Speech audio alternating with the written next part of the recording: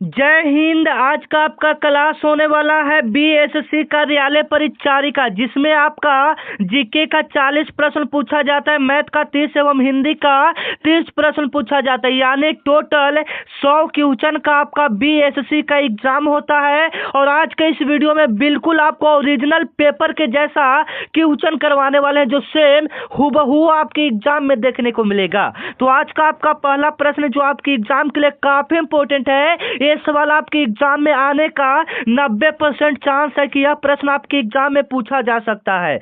विश्व जनसंख्या दिवस कब मनाया जाता है? वर्ल्ड पॉपुलेशन डे प्रतिवर्ष किस तिथि को मनाया जाता है? काफी इंपॉर्टेंट सवाल है जो आपके एग्जाम में पूछा जा सकता है। विश्व जनसंख्या दिवस कब मनाया जाता है? याद रखिएगा, 11 जुलाई को विश्व जनसंख्या दिवस मनाया जाता है। इससे इंपॉर्टेंट जो 3 इंपॉर्टेंट क्वेश्चन है जो आपके एग्जाम में पूछा जा सकता है। पहला आपका प्रश्न है अंतर्राष्ट्रीय युवा दिवस। मान लीजिए कि जनसंख्या दिवस न पूछ दे, अंतर्राष्ट्रीय युवा दिवस कब मनाया जाता है? याद रखिएगा, 12 अगस्त को राष्ट्रीय युवा दिवस मनाया जाता है। ठीक है। और कभी कभी अंतर्राष्ट्रीय योग दिवस भी पूछ देता है। क्या पूछ देता है? अंतर्राष्ट्रीय योग दिवस पूछ देता है 21 जून को। ठीक है, याद रखिएगा।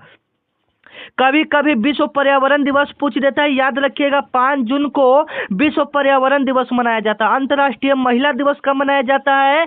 8 मार्च को अंतर्राष्ट्रीय महिला दिवस मनाया जाता है। यहाँ पर जो आपको 4 क्वेश्चन करवाए हैं, यहाँ से यह क्वेश्चन आपके एग्जाम में आएगा, 4 एवं 5। यहाँ पर 5 में से यह क्वेश्चन आपके एग्जाम में देखने को मिलेगा। तो ठीक है, आप इसको अच्छे से देख लेंगे। विश्व जनसंख्या दिवस कब मनाया जाता है? 11 जुलाई को। बीएससी कार्यालय परिचारी वाला खुद कहता है कि मैं आपके एग्जाम में दिवस से एक प्रश्न पूछूंगा। यहाँ पर 5 बताए हैं, 5 में से एक आपके एग्जाम में देखने को मिलेगा। ठीक है। अंतर्राष्ट्रीय युवा दिवस का 12 अगस्त को। ठीक है, क्लियर कर लीजिएगा। हो सके तो इसको अच्छे से याद कर लीजिएगा स्क्रीनशॉट लेकर। ठीक है, चलिए 2 नंबर आपका सवाल है कि बिहार के किस जिले को बुध की धरती कहा जाता है? बिहार के किस जिला को बुध का धरती कहा जाता है? ये इंपॉर्टेंट सवाल है और बीएससी में ये सवाल पूछा जाता है। तो बिहार के किस जिले को बुध का धरती कहा जाता है? याद रखिएगा, गया को बुध का धरती कहा जाता है। बौद्ध धर्म किससे संबंधित है? किस जिला से संबंधित है? तो गया से है।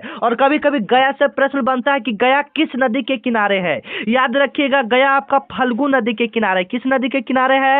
फल्गु नदी के किनारे आपका स्थित है। याद रखिएगा, एक क्वेश्चन आपके एग्जाम में आ सकता है। ठीक है। एक आपका नालंदा विश्वविद्यालय से आपके एग्जाम में सवाल पूछा जाता है, जैसे में देख लीजिए, नालंदा विश्वविद्यालय का स्थापना किसने किया था? यह इंपॉर्टेंट सवाल है जो आपके एग्जाम में पूछा जाता है कि नालंदा विश्वविद्यालय का स्थापना किसने किया था? याद रखिएगा, कुमार गुप्त ने किया था। नालंदा विश्वविद्यालय का स्थापना किसने किया था? कुमार गुप्त ने किया था। याद रखिएगा। और किसने जलाया था? यह भी याद रखिएगा, बख्तियार खिलजी ने जलाया था। ठीक है ना। किसने जलाया था? बख्तियार खिलजी ने नालंदा विश्वविद्यालय को जलाया था। बनाया एवं जलाया किसने था? ये 2 इंपॉर्टेंट ऐसे सवाल है जो आपकी एग्जाम में पूछा जाता है। बनाया किसने था? कुमार गुप्त ने बनाया था। जलाया किसने था? बख्तियार खिलजी ने जलाया था। ठीक है, चलिए 3 नंबर आपका सवाल है जो आपके एग्जाम में पूछा जा सकता है, काफी इंपॉर्टेंट है कि भारतीय रिजर्व बैंक। भारतीय रिजर्व बैंक कहने का मतलब है आरबीआई, जहां पर नोट छापा जाता है। नोट छापने का अधिकार किसके पास होता है?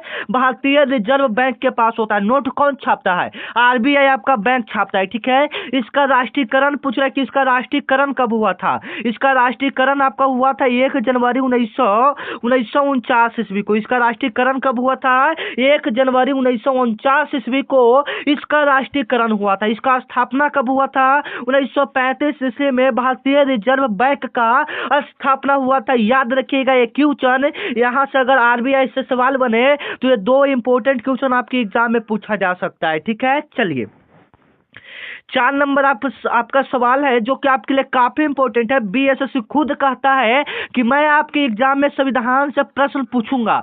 वो भी संविधान से कितना? 4-5 प्रश्न पूछूंगा। ये इंपॉर्टेंट सवाल है जो आपके एग्जाम में पूछा जा सकता है। संविधान में कुल कितने भाग है। तो संविधान में टोटल भाग की बात करेंगे, याद रखिएगा 22 भाग है। कितना भाग है? 22 भाग है। टोटल अनुच्छेद की बात करेगा तो टोटल अनुच्छेद 395 है संविधान में। संविधान में टोटल अनुच्छेद कितना है? 395 है, याद रखिएगा। और आप मेरे साथ बोलिएगा एवं कमेंट में जवाब भी दीजिएगा। ऐसा क्यों? क्योंकि ऐसा कीजिएगा तो आपको ज्यादा याद होने का चांस है, ठीक है।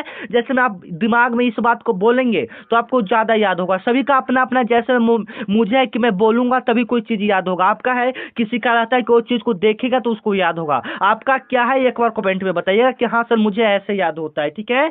चलिए, तो 22 भाग है संविधान में। टोटल कितना भाग है? 22 भाग है। और कितना अनुच्छेद है? 395 अनुच्छेद है। अगर अनुसूची की बात करेंगे तो टोटल 18 अनुसूची है। कितना अनुसूची है संविधान में? टोटल 18 अनुसूची है, ठीक है। और यहाँ से इंपॉर्टेंट सवाल बनता है, जैसे में देख लीजिएगा, संविधान 1 का जो है अनुच्छेद 1, अनुच्छेद 1 का संबंध किससे? याद रखिएगा 300, अनुच्छेद 1 का जो संबंध है, टोटल अनुच्छेद आपका 395, उसमें पहला जो संबंध है, पहला में है कि अनुच्छेद 1 का संबंध भारत राज्यों का संघ है। अनुच्छेद 1 में क्या है? भारत राज्यों का संघ है, याद रखिएगा। कभी कभी ये भी सवाल पूछ देता है, इतना भारी नहीं पूछता, इसे सिंपल ही पूछता है, जैसे में संविधान बनने में टोटल कितना समय लगा था, कुल कितना समय लगा था। ये सवाल आपके पिछले साल के एग्जाम में पूछा जा चुका है, ठीक है ना। याद रखिएगा 2 साल 11 माह 18 दिन का समय लगा था। कितना लगा था?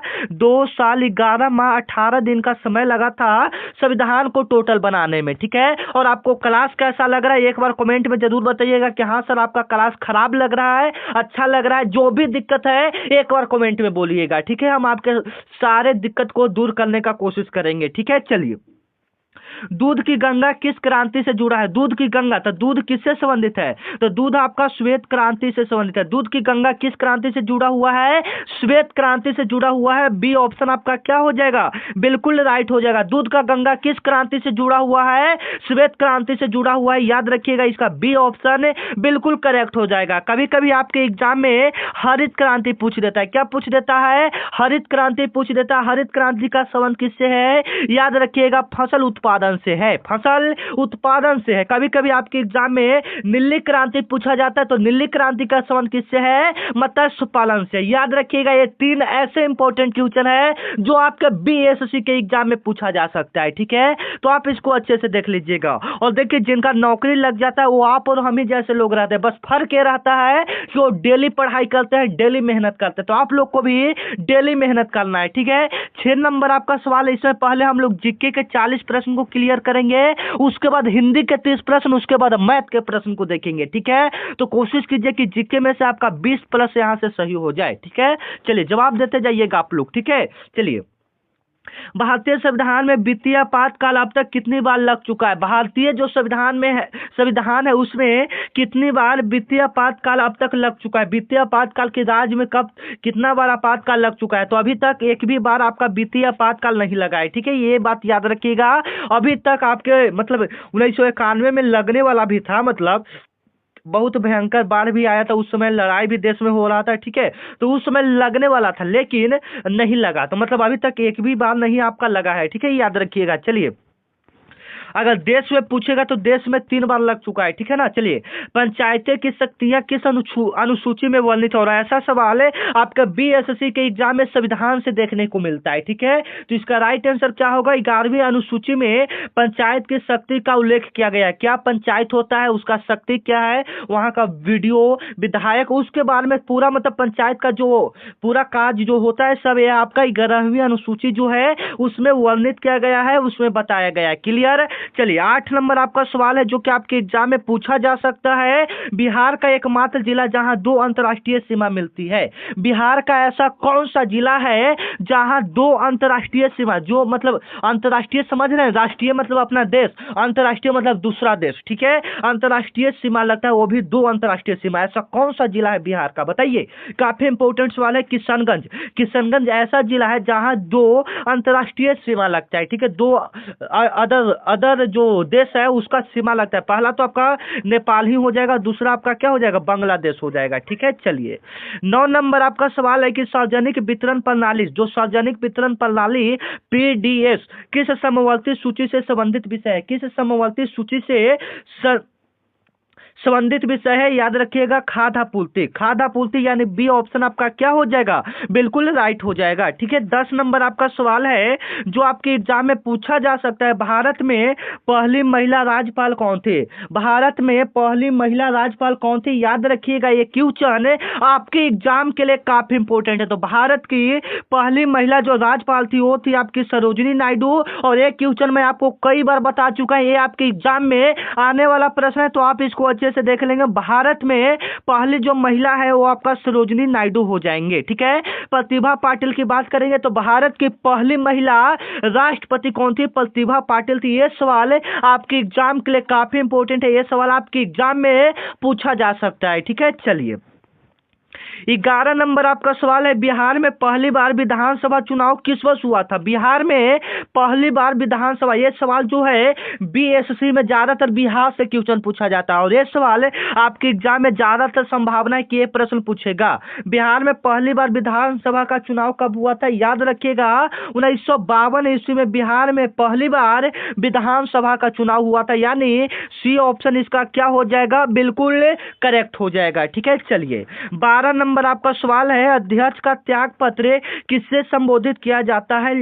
अध्यक्ष का त्याग पत्र, जो अध्यक्ष रहता है, जो स्पीकर रहता है, वो तो अपना त्याग पत्र किससे दे सकता है, वो किसे देगा, तो वो आपको देगा उपराष्ट्रपति को देगा। किसे देगा, उपराष्ट्रपति को देगा। सी ऑप्शन आपका क्या हो जाएगा, बिल्कुल करेक्ट हो जाएगा। आप लोग भी जवाब देते जाइएगा कमेंट में जो प्रश्न आपको आ रहा है। ठीक है, भारतीय संविधान के किस अनुसूची को संविधान का रीढ़ कहा जाता है, किस अनुसूची को संविधान का रीढ़ कहा जाता है, काफी इंपोर्टेंट है, मतलब उस पर संविधान टिका हुआ है। रीढ़ कहने का मतलब वही ना कि संविधान उस पर टिका हुआ है। ठीक है, तो 13 का ए ऑप्शन बिल्कुल राइट हो जाएगा। 7वीं अनुसूची में संविधान का रीढ़ कहा जाता है। 7वीं अनुसूची को क्या कहा जाता है, संविधान का रीढ़ कहा जाता है। संविधान का आत्मा किस अनुच्छेद को कहा जाता है, अनुच्छेद 32 को संविधान का आत्मा कहा जाता है। याद रखिएगा, एक क्वेश्चन आपके लिए काफी इंपॉर्टेंट है। ठीक है, चलिए 14 नंबर आपका सवाल है कि बिहार में कौन सी नदी शोक का नदी कहलाता है। बिहार में ऐसा कौन सा नदी है जिसे शोक का नदी कहा जाता है, तो शोक का नदी किसे कहते हैं, कोसी नदी को कहते हैं। सी ऑप्शन आपका क्या हो जाएगा, बिल्कुल करेक्ट हो जाएगा। बिहार का किस नदी को शोक का नदी कहा जाता है, तो कोसी नदी को कहते हैं। सी ऑप्शन आपका क्या हो जाएगा, बिल्कुल करेक्ट हो जाएगा। 15 नंबर आपका सवाल है कि कैबिनेट मिशन योजना का मुख्य उद्देश्य क्या था। कैबिनेट मिशन योजना का मुख्य उद्देश्य क्या था, बताइए आप लोग। कैबिनेट मिशन योजना का मुख्य उद्देश्य क्या था, तो अंतरिम सरकार था। क्या था, अंतरिम सरकार था, याद रखिएगा। 16 नंबर आपका सवाल है, आप लोग भी जवाब देते जाइएगा। भारत में पहला राज्य पुनर्गठन आयोग की अध्यक्षता किसने किया था, तो फजल अली ने किया था। किसने किया था, जो राज्य में पुनर्गठन आयोग का स्थापना किसने किया था, फजल अली ने किया था। ठीक है, चलिए बिहार का सबसे नया जिला कौन सा है। बिहार का सबसे नया जिला आपका कौन सा हो जाएगा, तो बिहार का सबसे नया जिला अरवल है, जो कि 2001 ईस्वी बनी थी। सॉरी, क्या बोलते हैं, जहानाबाद से अलग होकर। ठीक है, याद रखिएगा 2001 ईस्वी में। ठीक है, चलिए 18 नंबर आपका सवाल है कि न्यायिक पूर्वालोकन की अवधारणा भारत ने किस देश से लिया है। जो न्याय का है, जो न्याय करने का जो अवधारणा है, भारत ने किस देश से लिया है। काफी इंपॉर्टेंट सवाल है, याद रखिएगा। यह आपका अमेरिका से लिया है। जो न्याय करने का जो धारणा है कि किस सिस्टम पर न्याय किया जाता है, कौन गलती कर रहा है तो उसको माफ कर दिया जा रहा है, उसको फांसी हो रहा है, ये सब भारत ने किस देश से लिया है, तो ये सब अमेरिका से लिया है। ठीक है, चलिए 19 नंबर आपका सवाल है, बिहार में स्थित 64 योगिनी मंदिर कहाँ है। बिहार में स्थित 64 योगिनी मंदिर कहाँ है। 64 योगिनी का मतलब 64 योनियों वाला मंदिर। ठीक है, वो आपका रोहतास में हो जाएगा। डी ऑप्शन आपका क्या हो जाएगा, बिल्कुल करेक्ट हो जाएगा। 20 नंबर आपका सवाल है कि भारतीय संविधान के किस भाग को संविधान का आत्मा कहा जाता है। किस भाग को संविधान का आत्मा कहा जाता है, याद रखिएगा, ये आपका प्रस्तावना का हो जाएगा। प्रस्तावना को हम लोग संविधान का आत्मा कहा जाता है। सी ऑप्शन आपका क्या हो जाएगा, बिल्कुल राइट हो जाएगा। संविधान का आत्मा किसे कहा जाता है, तो प्रस्तावना को संविधान का आत्मा कहा जाता है। ठीक है, चलिए और अभी तक आप हमारे व्हाट्सएप ग्रुप को नहीं ज्वाइन किए तो ज्वाइन कर लेंगे, डिस्क्रिप्शन में लिंक दिया है। और अभी तक चैनल को सब्सक्राइब नहीं किया तो चैनल को सब्सक्राइब कर लेंगे, क्योंकि यह चैनल आपका भाई की तरह आपके पीछे खड़ा है, जो आपके हर सुख दुख, अगर आपका रिजल्ट हो या ना हो, ऐसे तो मैं कामना करता हूं कि आपका रिजल्ट हो जाए, नहीं भी होगा, मान लीजिए कि किसी कारणवश गलती से नहीं होता है, तभी भी हम आपके साथ रहेंगे। यहाँ पर आपको रोजाना क्लासेस मिलेगा, तो चैनल को आप लोग सब्सक्राइब कर लेंगे, ठीक है। चलिए, राष्ट्रीय आय में कौन सा शामिल नहीं होता है? राष्ट्रीय आय में कौन सा शामिल नहीं होता है? तो हस्तांतरण भुगतान नहीं होता है। डी ऑप्शन आपका क्या हो जाएगा? बिल्कुल करेक्ट हो जाएगा, हस्तांतरण भुगतान, ठीक है। चलिए, 22 नंबर आपका सवाल है कि बिहार के किस जिले में वाल्मीकि टाइगर रिजर्व है? बिहार का ऐसा कौन सा जिला है जहां में वाल्मीकि टाइगर रिजर्व है? ठीक है, काफी इंपोर्टेंट सवाल है, याद रखिएगा। ये आपका पश्चिमी चंपारण में हो जाएगा। सी ऑप्शन आपका क्या हो जाएगा? बिल्कुल राइट हो जाएगा, ठीक है। चलिए, भारत में राज्यपाल की नियुक्ति किस अनुच्छेद के तहत होता है? जो भारत के राज्यपाल होता है उसका नियुक्ति किस अनुच्छेद के तहत किया जाता है? ये भी इंपोर्टेंट सवाल है, आप इसको याद रखिएगा। तो अनुच्छेद 155 के तहत, अनुच्छेद 155 के तहत राज्यपाल की क्या किया जाता है? नियुक्त किया जाता है, ठीक है। चलिए, बिहार का राजकीय फूल क्या है? 24 का आप लोग जवाब दीजिएगा कमेंट में, बिहार का राजकीय फूल क्या है, ठीक है। काफी एवं इजी सवाल है, कभी कभी हो सकता है बीएससी में ऐसा हो, देखने को मिलता है, कभी कभी डाल देता है। पिछली बार बिहार की राजधानी कहाँ है, इतना इजी सवाल पूछा था, ठीक है। तो हो सकता है ये भी सवाल डाल दे, तो आप इसको देख लीजिएगा, ठीक है। भारतीय संसद का सबसे शक्तिशाली सदन कौन सा माना जाता है? भारतीय संसद का सबसे शक्तिशाली सदन कौन सा माना जाता है? याद रखिएगा, लोकसभा को माना जाता है। बी ऑप्शन आपका क्या हो जाएगा? बिल्कुल करेक्ट हो जाएगा। भारतीय संसद का सबसे जो शक्तिशाली सदन होता है वो कौन होता है? लोकसभा। भारतीय संसद के आपके दो सदन होते हैं, एक आपका लोकसभा होता है, एक आपका क्या होता है? राज्यसभा होता है, ठीक है। चलिए, गोलमेज सम्मेलन का संबंध किससे था? गोलमेज सम्मेलन का संबंध किससे था? तो याद रखिएगा, ये आपके संवैधानिक सुधार से हो जाएगा। बी ऑप्शन आपका क्या हो जाएगा?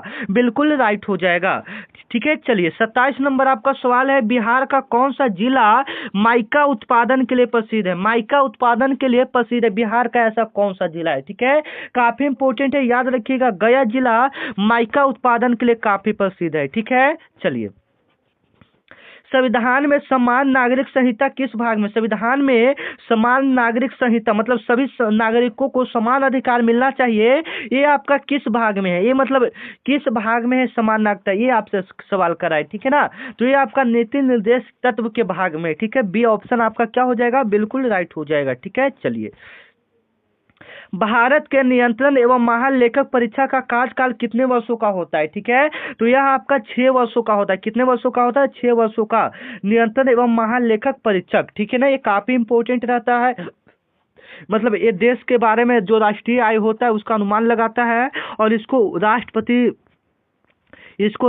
चुनता है, ठीक है। और ये बनता कैसे है? जो आईपीएस आईएएस जो पहले का व्यक्ति रहता है उसको बनाया जाता है, ठीक है ना। चलिए, बिहार का कौन सा स्थल यूनेस्को विश्व धरोहर सूची में शामिल है? बिहार का कौन सा स्थल है जो यूनेस्को विश्व धरोहर सूची में शामिल है? काफी इंपोर्टेंट है, याद रखिएगा, बोध गया हो जाएगा, जो कि यूनेस्को विश्व धरोहर में शामिल है, ठीक है। 31 नंबर आपका सवाल है कि भारतीय संविधान में कुल कितनी समवर्ती सूची है? भारतीय संविधान में टोटल कितना समवर्ती सूची है? याद रखिएगा, टोटल समवर्ती सूची आपका 52 हो जाएगा। टोटल समवर्ती सूची कितना हो जाएगा? 52 हो जाएगा। 32 नंबर आपका सवाल है, बिहार के किस स्थान में चंपारण सत्याग्रह शुरू किया गया था? याद रखिएगा, बिहार के किस स्थान में? ये तो सभी पता है, पश्चिमी चंपारण में। तो वो भी पूछा है कि कहाँ में, जगह का नाम क्या है? तो जगह का नाम है मोतिहारी। जगह का नाम क्या है? मोतिहारी। और कब हुआ था? 1917 ईस्वी में। किसके द्वारा किया गया था? तो महात्मा गांधी जी के द्वारा किया गया था। इसमें सभी आपके न्यू ऐसे क्वेश्चन है जो आपके एग्जाम में पूछे जा सकते हैं, ठीक है। लोक सेवा आयोग किस अनुच्छेद के अंतर्गत आता है? जो लोक सेवा आयोग है वह किस अनुच्छेद के तहत आता है? याद रखिएगा, अनुच्छेद 315 के तहत आता है, ठीक है। बी ऑप्शन आपका क्या हो जाएगा? बिल्कुल राइट हो जाएगा। 34 नंबर आपका सवाल है कि बिहार में किस नदी पर इंद्रपुरी बराज स्थित है? बिहार में किस नदी पर इंद्रपुरी बराज स्थित है? याद रखिएगा, सोन नदी पर, ठीक है। सोन नदी पर आपका इंद्रपुरी बराज स्थित है, याद रखिएगा। 35 नंबर आपका सवाल है, भारत में संविधान संशोधन की शक्ति किसके पास है? ठीक है, भारत में संविधान संशोधन की शक्ति किसके पास है? याद रखिएगा, ये सवाल जो है आपके एग्जाम में पूछा जा सकता है कि संविधान का संशोधन की शक्ति किसके पास होता है, तो संसद के पास होता है। ठीक है, चलिए बिहार का कौन सा जिला है जो सेवाई उद्योग के लिए प्रसिद्ध है? बिहार का कौन सा जिला सेवाई उद्योग के लिए प्रसिद्ध है?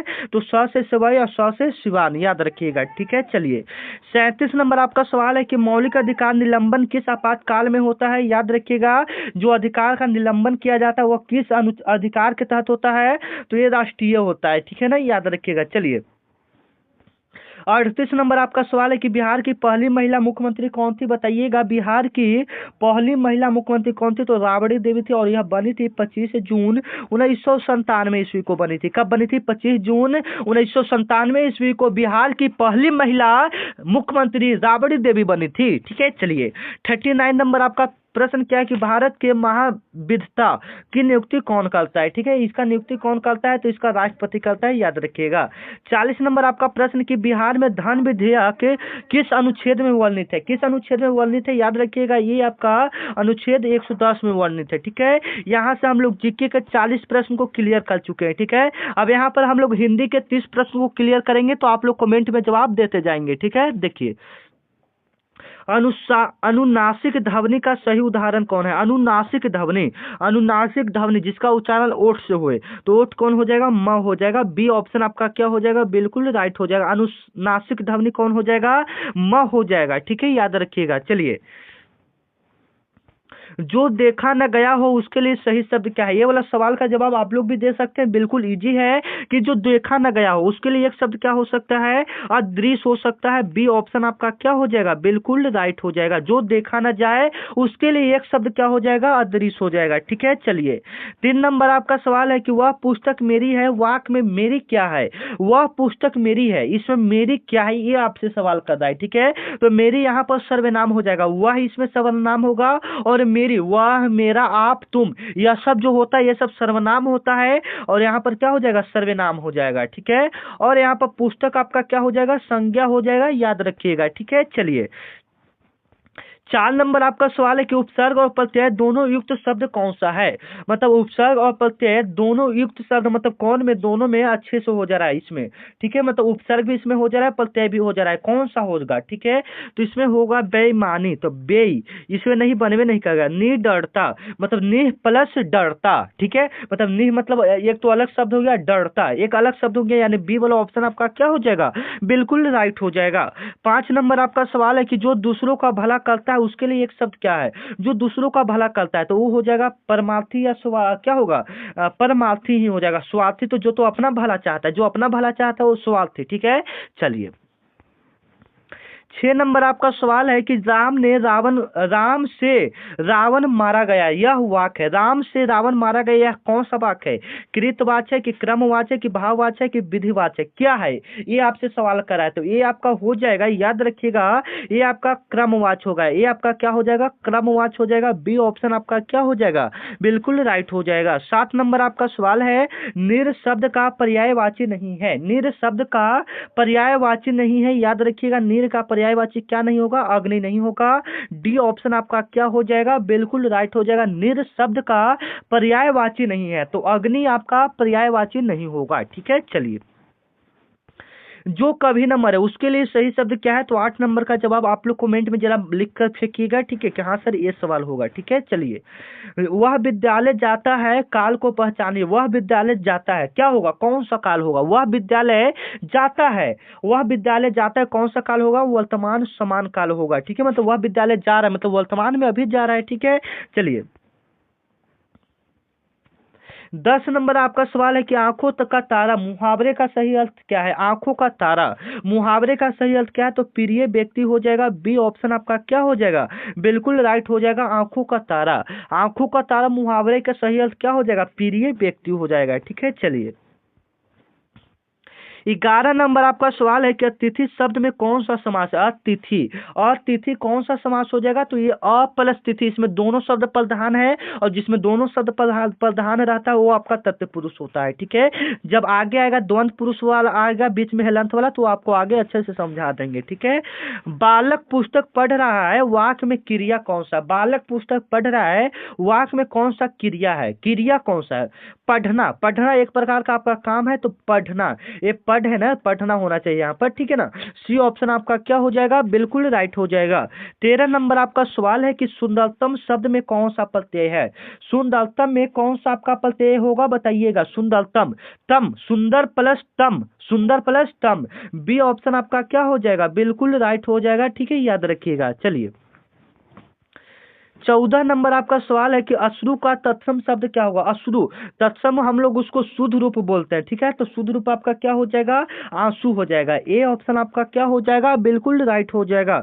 जो कहा ना जा सके उसके लिए एक शब्द क्या? जो कहा ना जा सके उसके लिए एक शब्द क्या हो जाएगा? तो अकथनीय हो जाएगा। ए ऑप्शन आपका क्या हो जाएगा? बिल्कुल राइट हो जाएगा। ठीक है, चलिए 16 नंबर आपका सवाल है कि राम श्याम और मोहन आए में और क्या है? राम श्याम और मोहन आए, इसमें में और क्या है? ठीक है, तो बताइएगा। 16 का सी क्या होगा? समुच्चय बोधक हो जाएगा। सी ऑप्शन आपका क्या हो जाएगा? बिल्कुल राइट हो जाएगा। ठीक है, 17 नंबर आपका सवाल है दिन रात समास किस प्रकार का समास है? ठीक है, तो दिन रात आपका किस प्रकार का समास हो जाएगा? याद रखिएगा, द्वंद्व समास हो जाएगा। ठीक है, बी ऑप्शन आपका क्या हो जाएगा? बिल्कुल राइट हो जाएगा। हाथ पीले करना मुहावरे का सही अर्थ क्या है? हाथ पीला करना मुहावरे का सही अर्थ क्या होगा? हाथ पीला कर लिया यानी विवाह कर लिया। ठीक है ना, हाथ पीला करना यानी विवाह करना। बी ऑप्शन आपका क्या हो जाएगा? बिल्कुल राइट हो जाएगा।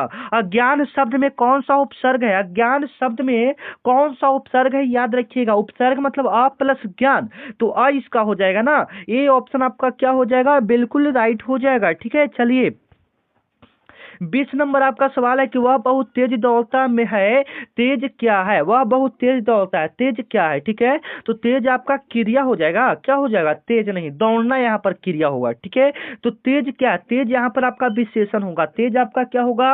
विशेषण होगा। बता रहा है कि वह तेज दौड़ता है, तो विशेषण है ना, तेज बता रहा है तो। ठीक है ना, चलिए जो विशेषता बतलाए वह विशेषण होता है। ठीक है, चलिए मधुर का विलोम क्या होगा? मधुर का विलोम क्या होगा? काफी इंपोर्टेंट सवाल है। तो मधुर मतलब मीठा, उसका विलोम क्या हो जाएगा? कट्टू, यानी बी ऑप्शन आपका क्या हो जाएगा? बिल्कुल राइट हो जाएगा। ठीक है, चलिए 22 नंबर आपका सवाल है कि राम का घर में का क्या है? राम का घर का क्या है? तो संबंध बोधक है। संबंध बता रहा है कि राम का घर है, संबंध बोधक है। ठीक है, सी ऑप्शन आपका क्या हो जाएगा? बिल्कुल राइट हो जाएगा। 23 नंबर आपका सवाल है कि राम काम करके चला गया, यह कौन सा क्रिदत है?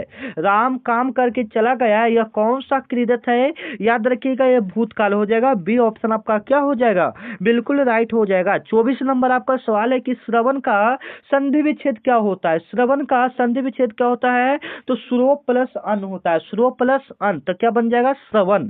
ठीक है, चलिए 25 नंबर आपका सवाल है कि जो सब जगह विद्वान हो उसको क्या कहते हैं? उसको हम लोग क्या कहेंगे? तो सर्वव्यापी कहेंगे, जो सब जगह विद्वान हो। बी ऑप्शन आपका क्या हो जाएगा? बिल्कुल राइट हो जाएगा। 26 नंबर आपका सवाल है जो बोले बिना चला जाए, वह यह वाक्य में क्या है? जो बोले बिना चला जाए वह वाक्य में क्या है? याद रखिएगा, सरल वाक्य हो जाएगा। ए ऑप्शन आपका क्या हो जाएगा? बिल्कुल राइट हो जाएगा। 27 नंबर आपका सवाल है पुस्तक शब्द में कौन सा वचन है? पुस्तकें, पुस्तकें है ना, तो पुस्तकें आपका कौन सा वचन हो जाएगा? बताइएगा कमेंट में। तो पुस्तकें आपका बहुवचन हो जाएगा। सी ऑप्शन आपका क्या हो जाएगा? बिल्कुल राइट हो जाएगा। ठीक है, चलिए 28 नंबर आपका सवाल है कि नारी शब्द का भाववाचक क्या होगा?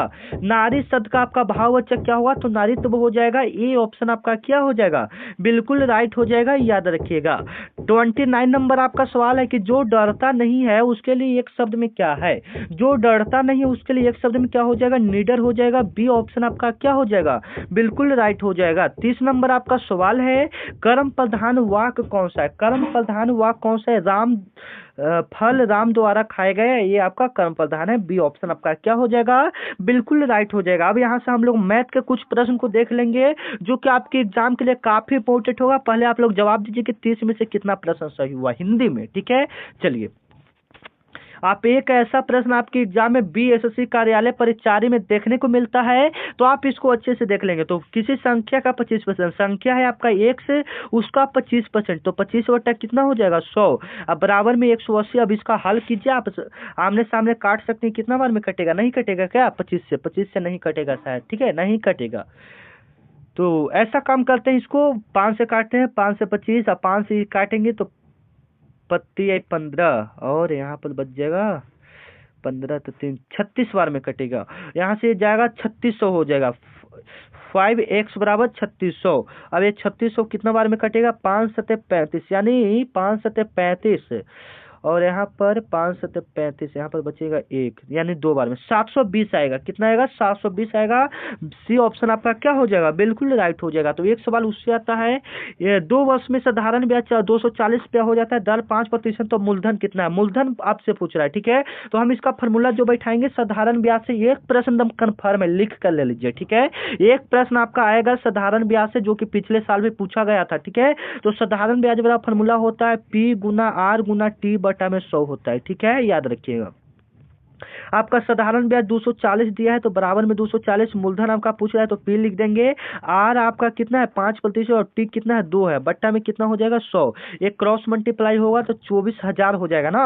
24 पर 3 जीरो, 1 जीरो यहाँ, 2 जीरो यहाँ, तो 3 जीरा, और यहाँ पर 10, तो 1 जीरो से 1 जीरो, यानी 2400 इसका बचेगा ना। 3 जीरो है तो 1 जीरो कटेगा, तो सी ऑप्शन आपका क्या हो जाएगा? बिल्कुल राइट हो जाएगा, ठीक है। चलिए 3 नंबर आपका सवाल है कि दो संख्याओं का अनुपात 3:5 है, ठीक है।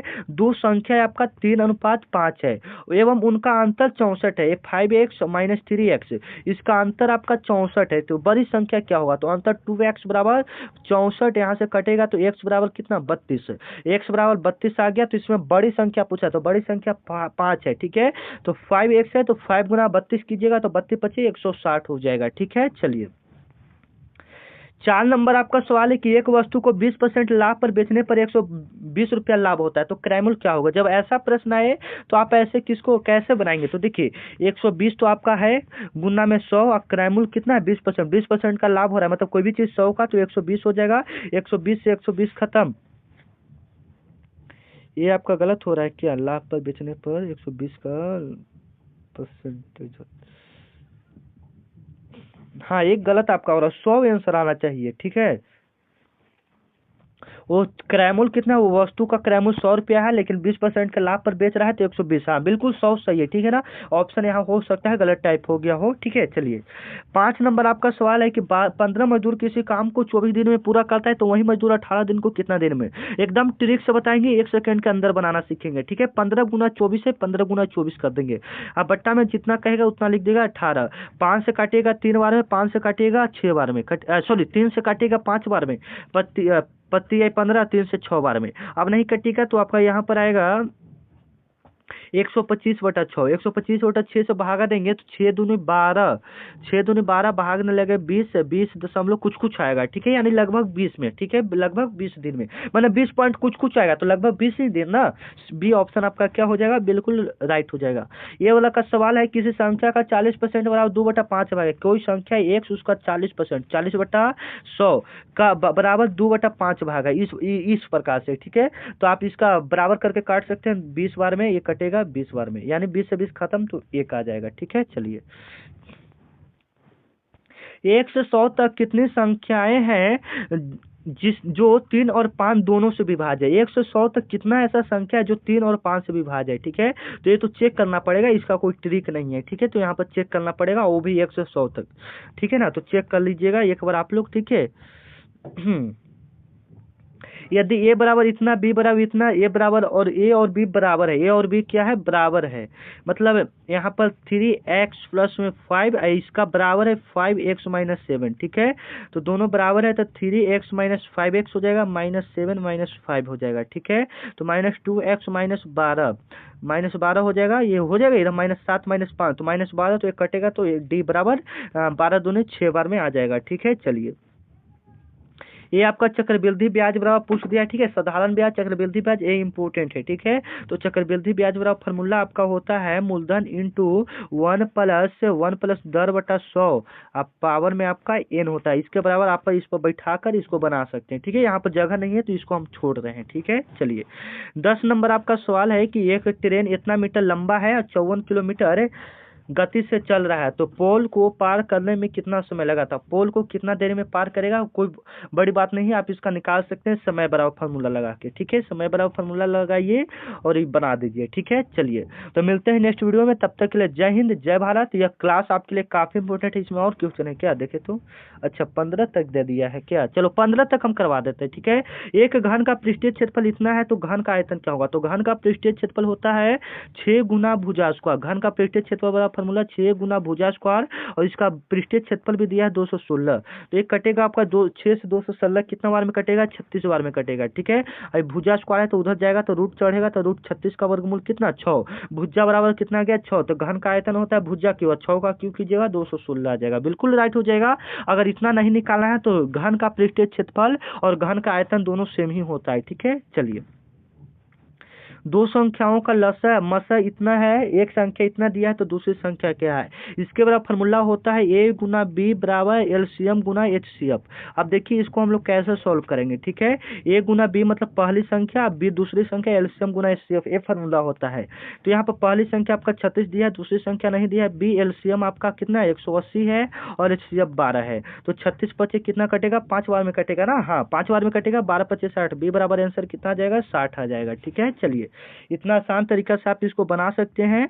और यहाँ पर वही है कि किसी संख्या का 20% बढ़ाने पर फिर 20% घटाने पर परिवर्तन क्या होगा, 1% भी नहीं 20% फिर बढ़ा दिया फिर 20% घटा दिया, तो जो जितना है उतना ही हो जाएगा, ठीक है। चलिए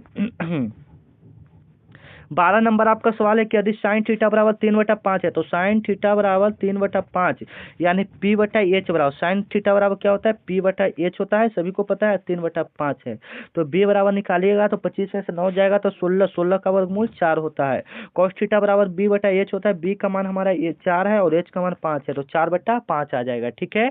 ये ऑप्शन जो कि आपका बिल्कुल करेक्ट हो जाएगा। मिलते हैं नेक्स्ट वीडियो में, तब तक के लिए जय हिंद जय भारत। चैनल को सब्सक्राइब कर लीजिएगा, ठीक है। जय हिंद।